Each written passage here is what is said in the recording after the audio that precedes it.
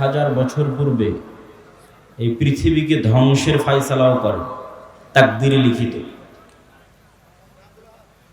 মহান আল্লাহ সুবহানাহু ওয়া তাআলার প্রজ্ঞা, তার হিকমাহ এটির দাবি রাখে যে মানুষের বিচার হওয়া উচিত, পুনরুত্থান হওয়া উচিত, নাহলে অসংখ্য মানুষ আর কোনোদিন বিচার পাবে না। কত মানুষ পরিবারে, সমাজে, গ্রামে, রাষ্ট্রে মাজলুম, যাদের দুনিয়াতে ন্যায় পাওয়া সম্ভব নয়। যদি পুনরুত্থান এবং পরকাল না হয়, বিচার কে করবে? ন্যায় কে বুঝিয়ে দিবে?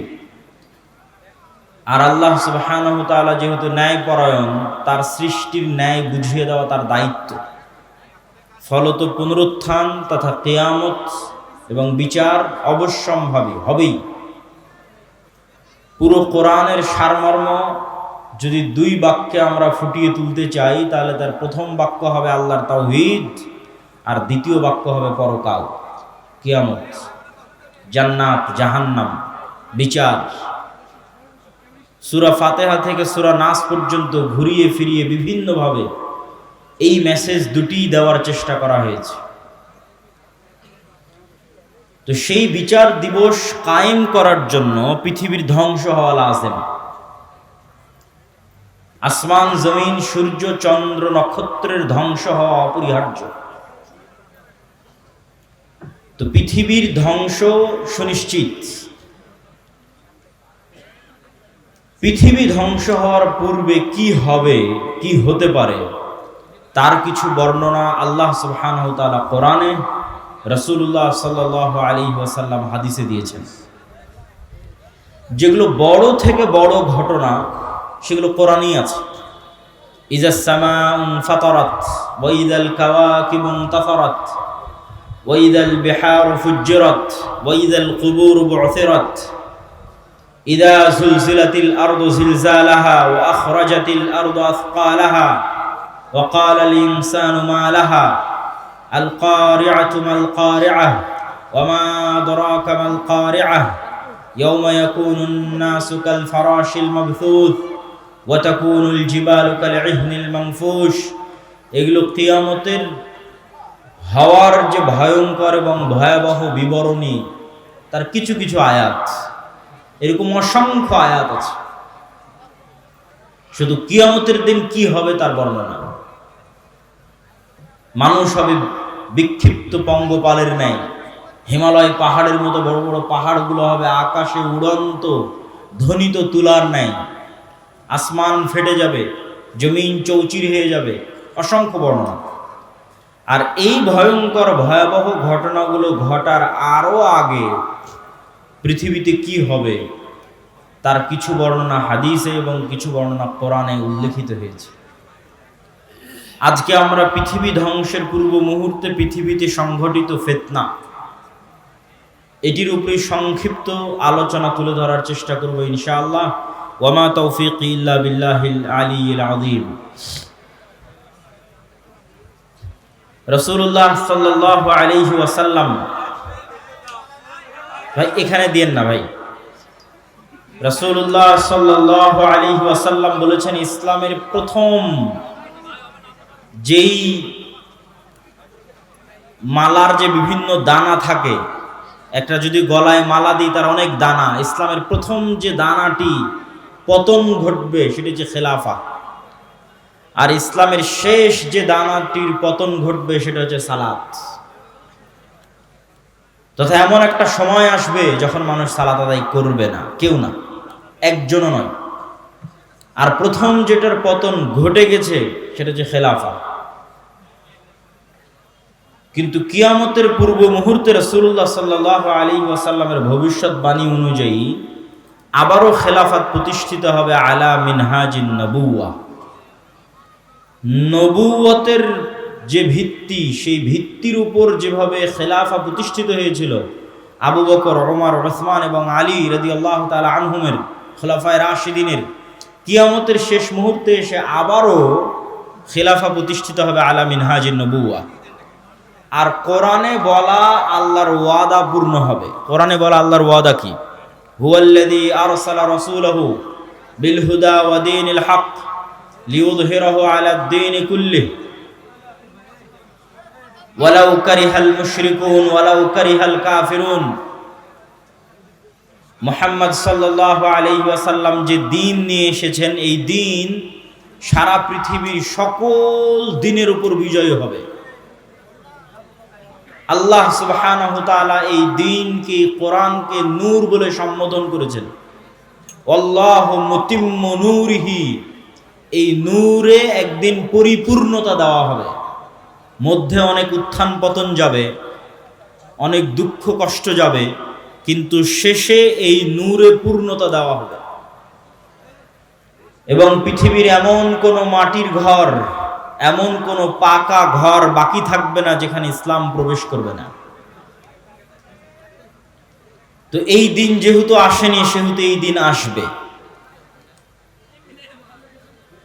কিয়ামতের পূর্ব মুহূর্তে যে সমস্ত ফিতনা সংঘটিত হবে তার বর্ণনা দিতে গিয়ে রাসূলুল্লাহ সাল্লাল্লাহু আলাইহি ওয়াসাল্লাম বলেন, উরদুদ সিত্তাম বাইনি ওয়া বাইনাল কিয়ামাহ, তোমরা 6টা জিনিস গণনা করে রাখো আমার এবং কিয়ামতের মধ্যে অবশ্যই সংঘটিত হবে। 1, মাউতি, আমার নিজের মৃত্যু। মুহাম্মদ সাল্লাল্লাহু আলাইহি ওয়াসাল্লামের নবী হিসেবে প্রেরিত হওয়া, মুহাম্মদ সাল্লাল্লাহু আলাইহি ওয়াসাল্লামের মৃত্যু, নবী হওয়া এবং মৃত্যুবরণ কিয়ামতের বড় আলামতগুলোর একটি বড় আলামত। আগের যুগে এক নবীর মৃত্যু হলে মানুষ আরেক নবীর অপেক্ষা করত, আর মুহাম্মদ সাল্লাল্লাহু আলাইহি ওয়াসাল্লাম যেহেতু শেষ নবী, সেহেতু তার মৃত্যুর পরে আমরা আরেক নবীর অপেক্ষা করব না কিয়ামতের অপেক্ষা? কিয়ামতের অপেক্ষা। তাহলে মুহাম্মদ সাল্লাল্লাহু আলাইহি ওয়াসাল্লামের মৃত্যুর পরেই কিয়ামত। 10 দিন পরে হোক, 10 বছর পরে হোক, 10,000 বছর পরে হোক, 10 লক্ষ বছর পরে হোক, কিন্তু মুহাম্মদ সাল্লাল্লাহু আলাইহি ওয়াসাল্লামের মৃত্যুর পরেই কিয়ামত। এটাই সত্য।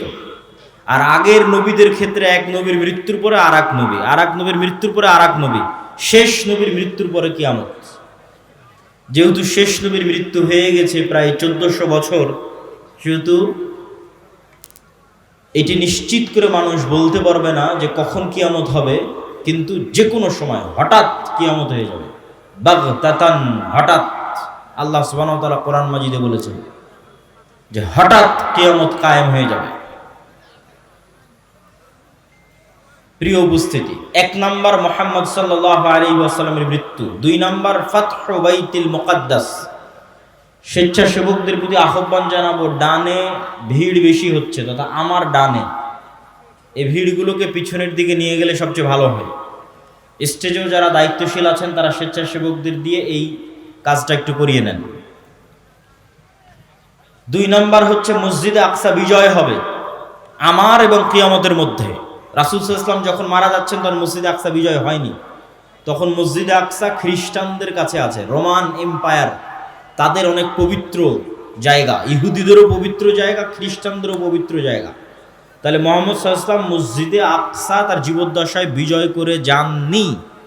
তাহলে মুহাম্মদ সাল্লাল্লাহু আলাইহি ওয়াসাল্লাম ভবিষ্যৎবাণী করছেন যে এটা বিজয় হবে। তো মুহাম্মদ সাল্লাল্লাহু আলাইহি ওয়াসাল্লামের পরে এক খলিফার পরে ওমর রাদিয়াল্লাহু তাআলা আনহুর যুগে মসজিদে আকসা বিজয় হয়। দ্বিতীয়বার আরেকবার বিজয় হয় সুলতান সালাহুদ্দিন আইয়ুবীর যুগে। তৃতীয়বার আরো একবার বিজয় হতে পারে, আল্লাহু আলাম। মসজিদে আকসা বিজয় হবে। 3 নাম্বার, এমন ভয়ঙ্কর মহামারী, ছাগলে বা পশু প্রাণীতে যখন মড়ক লাগে, মুরগির খামারে যখন ভাইরাস ঢুকে মড়ক লাগে, তখন একটা মোরগও বাঁচে না। এরকম ভয়ঙ্কর মহামারীতে পৃথিবী সাফ হয়ে যাবে। পৃথিবীতে যা মানুষ বেঁচে আছে তার অনেক অল্প মানুষ বেঁচে থাকবে। তো রাসূল সাল্লাল্লাহু আলাইহি ওয়াসাল্লামের মৃত্যুর পর থেকে নিয়ে আজ পর্যন্ত অসংখ্য মহামারী হয়েছে। তো যে কোনো মহামারী বড় আকার ধারণ করলেই সাহাবা ইকরাম বা আলেম ওলামা মনে করতেন এটি সেই মহামারী, কিন্তু ভয়ঙ্কর ভয়াবহ মহামারী হবে এটি ঠিক। তারপরে রাসূল সাল্লাল্লাহু আলাইহি ওয়াসাল্লাম বললেন, এমন এক ফিতনা দেখা দিবে যেই ফিতনা আরবের প্রত্যেক ঘরে প্রবেশ করবে। আরবের একটি ঘরও বাকি থাকবে না, খালি থাকবে না যেই ঘরে এই ফিতনা প্রবেশ করবে না। কিছু আলেম ওলামা ব্যাখ্যা করেছেন এই ফিতনা মোবাইলের ফিতনা, কেউ ব্যাখ্যা করেছেন এই ফিতনা যুদ্ধ বিগ্রহ মারামারি গন্ডগোল সেই ফিতনা, তথা এমন গৃহযুদ্ধ এবং এমন গন্ডগোল এমন মারামারি দেখা দিবে যেই মারামারি যেই যুদ্ধে আরবের প্রত্যেক ঘর যুক্ত হয়ে যাবে।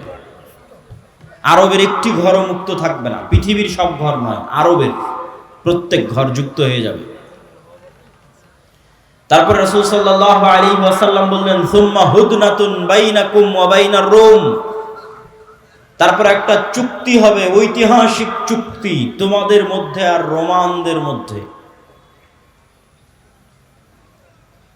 এই চুক্তির প্রেক্ষাপটে রোমান খ্রিস্টান এবং মুসলমানেরা এক তৃতীয় পক্ষের বিরুদ্ধে যুদ্ধ করবে। সেই তৃতীয় পক্ষের বিরুদ্ধে যুদ্ধে মুসলমান এবং খ্রিস্টানেরা বিজয়ী হবে। তারপরে কোনো একজন খ্রিস্টান ক্রুশ উঁচিয়ে ধরে বলবে, এটার কারণে আমরা বিজয় হয়েছি। তখন এক মুসলমান ক্ষিপ্ত হয়ে গিয়ে ওই ক্রুশকে ভেঙে দিবে, কিছু বর্ণনায় আছে ওই ব্যক্তিকে হত্যা করবে। স্বেচ্ছাসেবক ভাইদের অনুরোধ করব, আপনারা পিছনে বসার ব্যবস্থা করেন। বসার ব্যবস্থা না থাকার কারণে মানুষ দাঁড়িয়ে আছে। তো ক্রুশ ভেঙে ফেলা অথবা ক্রুশ উত্তোলনকারী ব্যক্তিকে হত্যার মাধ্যমে রোমান খ্রিস্টান এবং মুসলমানেরা মুখোমুখি দাঁড়িয়ে যাবে। আর রোমান খ্রিস্টানদের সাথে মুসলমানদের এই যুদ্ধ হবে পৃথিবীর ইতিহাসের সবচেয়ে ভয়াবহ যুদ্ধ। মালহামা নামটি এখন অনেক পরিচিত, আর ইংরেজিতে আরমাগেডন নামটি অনেক পরিচিত। বাইবেলের প্রফেসি অনুযায়ী শেষ জামানায় এক ভয়ঙ্কর যুদ্ধ হবে, যেটিকে তারা বলে আরমাগেডন, ভয়ঙ্কর যুদ্ধ। ওইটারই ইসলামিক টার্মিনোলজি পরিভাষা অনেকেই মনে করে যে আল মালহামা বা আল মালহামা আল কুবরা, ভয়ঙ্কর যুদ্ধ। যেই যুদ্ধের মতো ভয়ঙ্কর যুদ্ধ অতীতে কোনোদিন হয়নি, পরে ভবিষ্যতে আর কোনোদিন হবে না। এই যুদ্ধটা কাদের কাদের মধ্যে সংঘটিত হবে? খ্রিস্টান রোমানদের মধ্যে এবং মুসলমানদের মধ্যে। রাসূলুল্লাহ সাল্লাল্লাহু আলাইহি ওয়াসাল্লামের ভাষা অনুযায়ী সেই দিন খ্রিস্টানেরা একত্রিত হবে তাহতা সামানিনা রায়া, ৮০টি পতাকার অধীনে। তাহতা কুল্লি রায়াতিন, প্রত্যেক পতাকার অধীনে ইসনা আশারা আলফ, ১২,০০০ করে সেনাবাহিনী থাকবে, যোদ্ধা, ফাইটার। তো ৮০টি পতাকার অধীনে ১২,০০০ করে সেনাবাহিনী থাকলে ক্যালকুলেটরে চাপলে দেখবেন প্রায় ৯.৫ লক্ষ থেকে ১০ লক্ষ মানুষ নয়, শুধু যোদ্ধা, তথা ১০ লক্ষ যোদ্ধা একত্রিত হবে মুসলমানদের বিরুদ্ধে যুদ্ধ করার জন্য।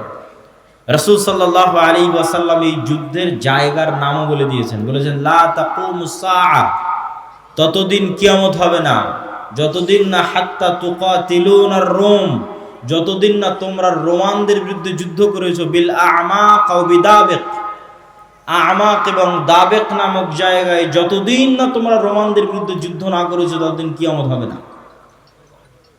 তো এই আমাক এবং দাবেক নামক জায়গাটি বর্তমান সিরিয়া এবং তুরস্কের সীমান্তবর্তী অঞ্চল। সিরিয়ার সীমান্তবর্তী ইদলিব, আলেপ্পো, আরবিতে বলে হালব, ইংরেজিতে বলে আলেপ্পো। এই হালব বা আলেপ্পোর হচ্ছে তুরস্কের সাথে লাগানো একটি সিরিয়ার শহর। এই সীমান্তবর্তী অঞ্চলেই এই জায়গাগুলো আছে মর্মে যারা ইতিহাসবিদ, যারা মানচিত্র নিয়ে গবেষণা করেন তাদের দাবি। আল্লাহু আলাম। এই যুদ্ধের ভয়াবহতা বলতে গিয়ে রাসূলুল্লাহ সাল্লাল্লাহু আলাইহি ওয়াসাল্লাম বললেন, সেই দিন এই যুদ্ধে এত মানুষ মারা যাবে। আরেক বর্ণনা অনুযায়ী এই যুদ্ধ প্রায় ৪ দিন ব্যাপী চলবে, পঞ্চম অথবা ষষ্ঠতম দিনে গিয়ে বিজয় হবে, অথবা চতুর্থ। তো ৪ দিন যুদ্ধ চলবে। প্রথম ৩ দিন ফলাফল ছাড়াই যুদ্ধ শেষ হবে, শুধু মৃত্যু আর লাশ, লাশের সারি আর মৃত্যু। আর চতুর্থতম, পঞ্চমতম অথবা ষষ্ঠতম দিনে গিয়ে বিজয় নির্ধারণ হবে মুসলমানদের। লাশের সংখ্যা এবং সারি বলতে গিয়ে রাসূল সাল্লাল্লাহু আলাইহি সাল্লাম বলেছেন যে একটি পাখি যদি আকাশে উড়ে তাহলে 1 মাস উড়লেও মানুষের লাশ যেহেতু শেষ হবে না, লাশের দুর্গন্ধ যেহেতু শেষ হবে না, সেহেতু পাখি দুর্গন্ধ মুক্ত ফাঁকা জায়গায় বসতেও পারবে না। পাখি পড়ে মারা যাবে, তবুও কোনো ভালো বসার মতো ফাঁকা জায়গা পাবে না 1 মাস উড়লেও। তাহলে এখান থেকে একটা পাখিকে উড়িয়ে দিলে 1 মাসে সে যতদূর যাবে, এই পুরো এরিয়া যদি চতুর্দিক থেকে মাপা হয় তো দেখা যাবে সবই লাশ। তাহলে কত লক্ষ কত কোটি মানুষের লাশ হতে পারে আল্লাহু আ'লাম। রাসূল সাল্লাল্লাহু আলাইহি ওয়াসাল্লাম বলছেন, গনিমতের বন্টনে কেউ সন্তুষ্ট হবে না। কেন? ওয়ারিসই নাই। সন্তুষ্টি কেমনে হবে? ওয়ারিস নাই। ওয়ারিস নাই কেন? এক বংশে যদি 100 জন সদস্য থাকে তো 99 জনই মারা যাবে, একজন বেঁচে থাকবে, তাহলে তো কোনো ওয়ারিস নাই। যেহেতু কোনো ওয়ারিস নাই, সেহেতু কোনো আনন্দ নাই। তো গনিমতের মাল বন্টনে আনন্দ হবে না, কেননা ওয়ারিস বিহীন হবে সবাই। পুরো বংশের সব মারা যাবে, একজন বেঁচে থাকবে। রাসূলুল্লাহ সাল্লাল্লাহু আলাইহি ওয়াসাল্লাম এই মালহামা বা এই ভয়ঙ্কর যুদ্ধ, এটির বর্ণনা দিতে গিয়ে বলেন, মুসলমানেরা সেই দিন 3 ভাগে বিভক্ত হবে। সুলুসুন ইয়াহজিমু, 3 ভাগের 1 ভাগ যুদ্ধের মাঠ থেকে পালিয়ে যাবে। লা ইয়াতুবুল্লাহু আলাইহিম আবাদান, আল্লাহ সুবহানাহু ওয়া তাআলা এদের তওবা কোনোদিন কবুল করবেন না। ইসলামে কবিরা গুনাহের যে লিস্ট আছে, তালিকা আছে, এই কবিরা গুনাহের তালিকায় শিরক সবচেয়ে বড়। তারপরে বিভিন্ন হাদিসে আছে পিতামাতার অবাধ্যতা, বিভিন্ন হাদিসে আছে নিরপরাধ মানুষকে হত্যা, বিভিন্ন হাদিসে আছে প্রতিবেশীর স্ত্রীর সাথে জেনা। এই যে কবিরা গুনাহ, সবচেয়ে বড় কবিরা গুনাহের যে তালিকা, এই সবচেয়ে বড় কবিরা গুনাহের যদি সর্বোচ্চ 10টা তালিকা করা হয়, তার একটা জিহাদের মাঠ থেকে পলায়ন করা। কিন্তু কবিরা গুনাহ যত বড়ই হোক, তওবা আছে, শিরকেও তওবা আছে, যতক্ষণ শ্বাস আছে। সব অধিকাংশ সাহাবী তো মুশরিক থেকে ইসলাম গ্রহণ করেছে, শিরক করে তারপরে যে ইসলাম গ্রহণ করেছে। এখনো যারা ইসলাম গ্রহণ করেছে তো শিরক থেকে ইসলাম গ্রহণ করেছে। তাহলে শিরকের তওবা নাই মানে মৃত্যুর পরে কিয়ামতের মাঠে আল্লাহ চাইলে স্বেচ্ছায় এমন অনেক গুনাহ বান্দার মাফ করে দিতে পারে যেটার তওবাই ও করেনি। বুঝাতে না পারলে এটা আমার ব্যর্থতা। এমন অনেক গুনাহ আমরা করেছি যেটার তওবা আমরা করিনি, ইস্তেগফার করিনি, ক্ষমা চাইনি, তাও আল্লাহ ওই গুনাহ তার দয়ায় মাফ করে দিতে পারেন কিয়ামতের মাঠে। কিন্তু ওই যে দয়ায় মাফ করে দিবেন কিয়ামতের মাঠে আল্লাহ, ওই লিস্টে শিরক থাকবে না। এটা হলো শিরকের গুনাহ আল্লাহ ক্ষমা করবেন না। যে বান্দা যদি লাউ আতাইতুম, তুমি যদি আসো বিকরাবিল আরদি খাতায়া, আসমান জমিন পূর্ণ গুনাহ নিয়ে, তাহলে আমি আল্লাহ আসমান জমিন পূর্ণ ক্ষমা নিয়ে উপস্থিত হব। তো এই যে আসমান জমিন পূর্ণ গুনাহের কোনো গুনাহ আপনি জানেন, কোনো গুনাহ ভুলে গেছেন, কোনোটার তওবা করেছেন, কোনোটা করেননি, তাও আল্লাহ দয়া করে মাফ করে দিবে। কিন্তু করবেন না কোনটা? শিরক। কিন্তু যতক্ষণ শ্বাস আছে ততক্ষণ সব গুনাহের ক্ষমা আছে, শিরকেরও ক্ষমা আছে। তো রাসূল সাল্লাল্লাহু আলাইহি ওয়াসাল্লাম বলছেন, যারা ওই যুদ্ধের মাঠ থেকে পলায়ন করবে এদের তওবা কবুল হবে না। 3 ভাগের 1 ভাগ, সুলুসুন, 3 ভাগের 1 ভাগ শহীদ হয়ে যাবে আল্লাহর রাস্তায়। রাসূল সাল্লাল্লাহু আলাইহি ওয়াসাল্লাম বলছেন, তারা হচ্ছেন আফজালু শুহাদাইল আরজ, পৃথিবীর সর্বশ্রেষ্ঠ শহীদ। আল্লাহু আকবার।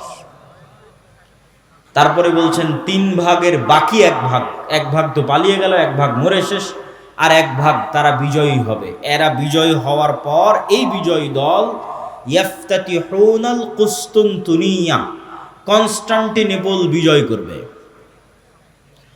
এই কনস্টান্টিনোপল, কুসতুনতুনিয়া হচ্ছে আজকের তুরস্কের ইস্তাম্বুল, যেটা দীর্ঘদিন তুরস্কের রাজধানী ছিল।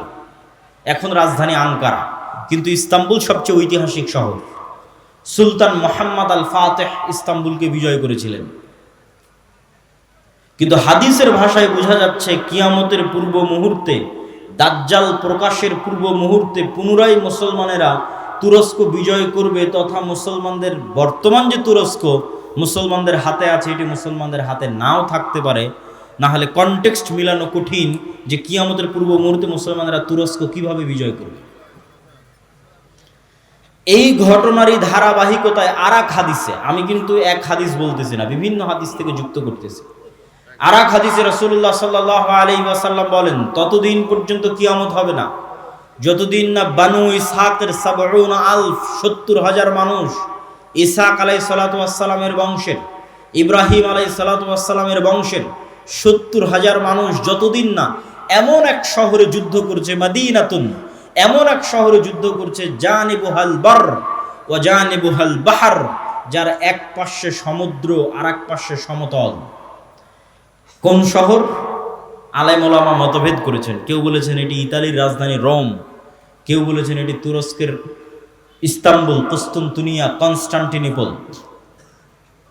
ইতালির রাজধানী রোম হওয়ার পক্ষে আর একটা জয়ীফ হাদিস আছে, যে রাসূল সাল্লাল্লাহু আলাইহি ওয়াসাল্লামকে জিজ্ঞেস করা হচ্ছে যে উম্মতে মুহাম্মাদি কোন শহর আগে বিজয় করবে কিয়ামতের পূর্ব মুহূর্তে, কুস্তুনতুনিয়া না রোমিয়া? কিন্তু হাদিসের সানাদ দুর্বল। তো এমন এক শহর, যেই শহরের কিন্তু এখন যেটা অনুবাদ করতেছি এটা সহিহ বুখারী মুসলিমের হাদিসগুলো অনুবাদ করতেছি, যেগুলো আমি পূর্ণ অনুবাদ করতেছি এগুলো, তথা কিয়ামতের পূর্ব মুহূর্তে যা ঘটবে তার সবচেয়ে বিশুদ্ধ যেগুলো হাদিস। তো রাসূল সাল্লাল্লাহু আলাইহি ওয়াসাল্লাম বললেন, এমন এক শহর বিজয় করবে বানু ইসহাকের, ইব্রাহিম আলাইহিস সালাতু ওয়াস সালাম, ইসহাক আলাইহিস সালাতু ওয়াস সালামের বংশের 70,000 মানুষ, যেই শহরের এক পাশে সমুদ্র আর এক পাশে সমতল, কিন্তু ওই যুদ্ধ হবে বিদুন সিলাহ, লা ইয়ারমুনা আইয়ু সাহমিন, না তারা কোনো তীর নিক্ষেপ করবে না তরবারি চালাবে, কোনো অস্ত্র ছাড়া বিজয় হবে। কিসের মাধ্যমে বিজয় হবে? তারা শুধু মুখে উচ্চারণ করবে লা ইলাহা ইল্লাল্লাহু আল্লাহু আকবার। এই এক তাকবীর ধ্বনিতে শহরের এক দেওয়াল পড়ে যাবে, দ্বিতীয় তাকবীর ধ্বনিতে শহরের দ্বিতীয় দেওয়াল পড়ে যাবে, তৃতীয় তাকবীর ধ্বনিতে শহরের তৃতীয় দেওয়াল পড়ে যাবে। মুসলমানেরা বিনা বাধায়, বিনা রক্তপাতে এবং বিনা অস্ত্র প্রয়োগে ওই শহরে প্রবেশ করবে। তো যদি এটি কুস্তুনতুনিয়া হয়, তাহলে এই যে আগের ঘটনার ধারাবাহিকতায়, আগে যে ভয়ঙ্কর মালহামা হলো, এই যে লক্ষ লক্ষ কোটি কোটি মানুষ মারা গেল, তারপরে মুসলমানেরা বিজয় হলো, খ্রিস্টানরা পরাজয় হলো, এই সেনাবাহিনী এবার যখন সিরিয়া এবং তুরস্কের সীমান্তবর্তী অঞ্চল থেকে বিজয় অভিযান নিয়ে রওনা দিবে ইস্তাম্বুল, কুস্তুনতুনিয়া বরাবর, তখন ইস্তাম্বুলে প্রবেশ করতে তাদের আর আলাদা কোনো অস্ত্র প্রয়োগ করতে হবে না। তাকবীর ধ্বনিতে ওই নগরীর দেওয়াল পড়ে যাবে এবং তারা বিনা অস্ত্র প্রয়োগে শহর বিজয় করবে। অথবা ওই আগের হাদিসে কুস্তুনতুনিয়া বিজয় হয়ে গেছে, কুস্তুনতুনিয়া বিজয়ের পর এই বিজয় কাফেলা চলতেই থাকবে। ম্যাপ চেক করলে বুঝবেন, চলতে চলতে চলতে পৌঁছে যাবে ইতালির রাজধানী রোমে। যখন ইতালির রাজধানী রোমে পৌঁছবে তখন আর এখানে কোনো অস্ত্র প্রয়োগ করতে হবে না, তাকবীর ধ্বনিতে শহর বিজয় হয়ে যাবে। দুটের যে কোনো একটা আল্লাহ সুবহানাহু ওয়া তাআলা ভালো জানেন। এই দুই বিজয়ের অথবা এক বিজয়ের, কুস্তুনতুনিয়া বিজয় অথবা কুস্তুনতুনিয়ার পরে রোম বিজয়, ইতালির রাজধানী রোম বিজয়, এই দুই বিজয়ের কোনো এক বিজয়ের পরে আড়াল থেকে, বেশিরভাগ হাদিসে আছে কুস্তুনতুনিয়া বিজয়ের পর, শয়তান চিৎকার করে বলবে দাজ্জাল তোমাদের বাড়িতে প্রবেশ করে গেছে। কিন্তু এটা মিথ্যা সংবাদ হবে। কিন্তু তখন তৎকালীন এই মুজাহিদ বাহিনী যারা যুদ্ধ করতেছে, তাদের যিনি নেতা থাকবেন, তিনি 10 জন অশ্বারোহীকে রওনা করিয়ে দিবেন দাজ্জাল সত্যি সত্যি বের হয়েছে কিনা এটা অনুসন্ধান করার জন্য। তো রাসূলুল্লাহ সাল্লাল্লাহু আলাইহি ওয়াসাল্লাম বলছেন, এই যে 10 জন বের হবে, আসমাহুম ওয়া আসমা আবাইহিম, এদের নাম, এদের বাপ দাদার নাম, এদের গায়ের রং, এদের ঘোড়ার গায়ের রং সব আমি এখন বলে দিতে পারবো, এখন যেন আমি দেখতে পাচ্ছি। কিন্তু তিনি বলেননি, কিন্তু তিনি জানতেন যে কোন 10 জন, তাদের নামও তিনি জানেন, তাদের বংশও তিনি জানেন, তাদেরকে রওনা করিয়ে দেওয়া হবে। এই ঘটনার সাথে আরেকটা ঘটনা যুক্ত আছে, যেটা না বললেই নয়। যেই দিন এই মালহামা হবে, এটা ছুটে গেছে বলতে, সেই দিন ওই হাদিসে রাসূল সাল্লাল্লাহু আলাইহি ওয়াসাল্লাম বলছেন, ইয়াখরুজু মিনাল মাদিনা খিয়ারু আহলিল আরজ, মদিনা থেকে যুদ্ধ করার জন্য সিরিয়াতে এসে রোমানদের বিরুদ্ধে যুদ্ধ করবে, এই জন্য মদিনা থেকে তৎকালীন বিশ্বের খিয়ারু আহলিল আরজ, সবচেয়ে আল্লাহওয়ালা তাকওয়াবান পরহেজগার একদল মানুষ বের হবে। আল্লাহু আকবার। তৎকালীন বিশ্বের সবচেয়ে তাকওয়াবান আল্লাহওয়ালা পরহেজগার মানুষেরা তখন মদিনায় থাকবে। তাদের একটা জামাত এই যুদ্ধে অংশগ্রহণ করার জন্য মদিনা থেকে রওনা দিল। তখন এই রোমান খ্রিস্টান এম্পায়ারের সেনাবাহিনীরা বলবে, মদিনার মানুষ তোমাদের এখানে কাজ কি? খাল্লু বাইনানা ওয়া বাইনাল্লাযিনা সাবাউ মিন্না, আমাদের যুদ্ধ এই সিরিয়ার মানুষদের সাথে, তোমরা আমাদের রাস্তা ক্লিয়ার করে দাও, তোমাদের এই যুদ্ধে বাধা দেওয়ার কি দরকার? অথবা আমাদের মধ্যে থেকে আগের যুদ্ধের ধারাবাহিকতায়, মানে এর আগেও আরো অনেক যুদ্ধ হয়ে থাকতে পারে, ধারাবাহিকতায় আমাদের মধ্যে যারা তোমাদের কাছে বন্দী হয়ে আছে, বন্দী হওয়ার পর তারা তোমাদের দিন গ্রহণ করে নিয়েছে, ওদের সাথে আমাদের যুদ্ধ, তোমরা কেন ওদেরকে বাঁচাতে আসতেছো? এরকম একটা কনটেক্সট হাদিসের মধ্যে আছে। তখন মদিনার মানুষেরা উত্তরে বলবে, আমরা আমাদের ভাইদেরকে একাই ছেড়ে দিতে পারি না, অতএব এই যুদ্ধে আমরা অংশগ্রহণ করবই করব। এখানে ভাইদেরকে বলতে দুটোই উদ্দেশ্য হতে পারে, সিরিয়ার মুসলমানদেরকে অথবা রোমানদের মধ্যে যারা বন্দী হয়েছিল খ্রিস্টান, পরে মুসলমান হয়ে গেছে, ওদেরকে এরা চাচ্ছে নিয়ে নিতে, যে আমরা তো আমাদের লোকজনকেই চাচ্ছি, তোমাদের কি সমস্যা? ওদেরকে বাঁচাতে এরা বলবে, না আমাদের মুসলিম ভাইদেরকে আমরা একাই ছেড়ে দিতে পারি না। তখনই যুদ্ধ হবে।